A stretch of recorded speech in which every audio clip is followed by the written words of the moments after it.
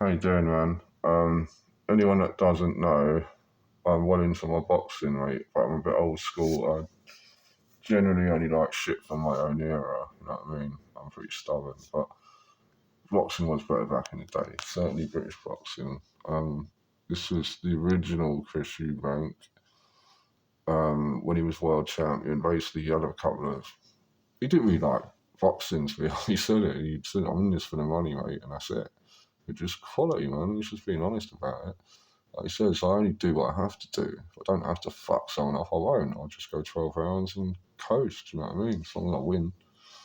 People just weren't used to that kind of honesty, man. You know what I mean? But he had to produce tonight because the pressure was on. Everyone saying, look, mate, people are paying good money to come and see you. And he's like, all right, I'll show you. I'll put on a performance tonight. He's like, you could do it when you wanted, but I don't know how he would have done against the 80s American middleweights. He probably would have lost to Vice at Hackler and Leonard, but Eubank just seems to us to do it when he felt like it. Eubank is waiting to talk to us. There's another chance to see that great knockout punch. We're back in Manchester very shortly.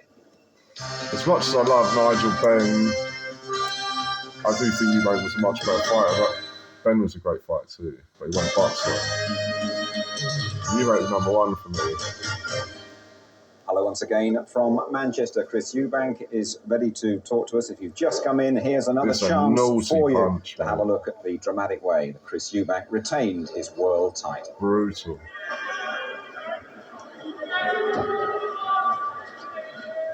So he was a skillful boxer. I don't think he's that much of a puncher, judging from his record anyway, Jarvis. Although he's had 19 inside the distance, or 25 fights won. When you had to make a point, you made it. You had to make a point, you could punch, you punch. Oh, Jesus. Through straight as a lance, and he is not going to make that. That really was bang on the money, right on the button there. Again, he tried to get up, but his legs completely disobeyed him there, John Jarvis. He picked that punch and he's cradled in the arms of the referee, Chris Dulu, and the boxing board secretary and doctors in the ring.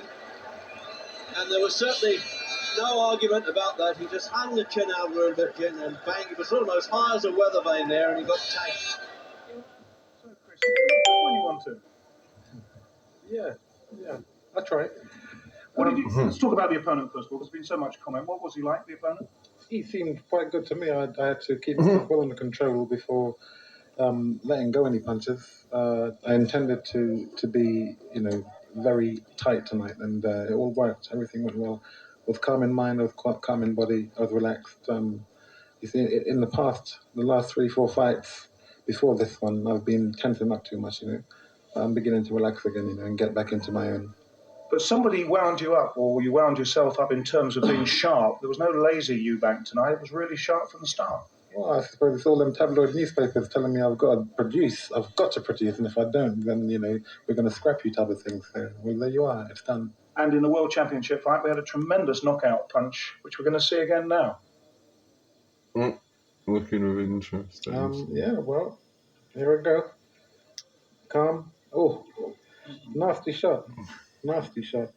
I don't wish that on anyone, but such is life, such is the hard business of this business, Hard business, you're in it for the money. What's next for Chris Eubank? Portugal, 27th of June.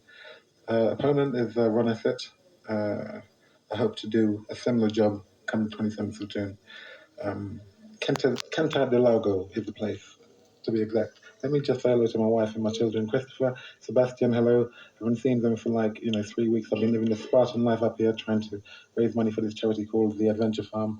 And, I want to say hello. I'm coming home right now, Karen. Right, just before you go home, let's talk about Nigel Benn. He's stepping aside. I know you don't want to talk about it, but you can't avoid it. He's stepping aside for mandatory challenge for one fight only, and then he has to fight you in September. Now, if you want to get the money for the family and the security, you've got to be world champion. You've got to stay world champion. That's where the big bucks come. So you've got to fight, Nigel. This is funny. I haven't got to do anything. The only thing I've got to do is stay black and pass away. Right? That's my frame of mind. Okay. I say this: if I'm not paid 1 million tax-free, then that fight won't happen. 1 million. What's that gross? About 1.65. 1.65. You're absolutely right. Your maths is right. That was 2 million the other day. We're coming down slow. Okay, 1 million tax-free is what I need. You set me free. I've proven myself to be the man, right? Nigel, I have nothing more to prove to Nigel.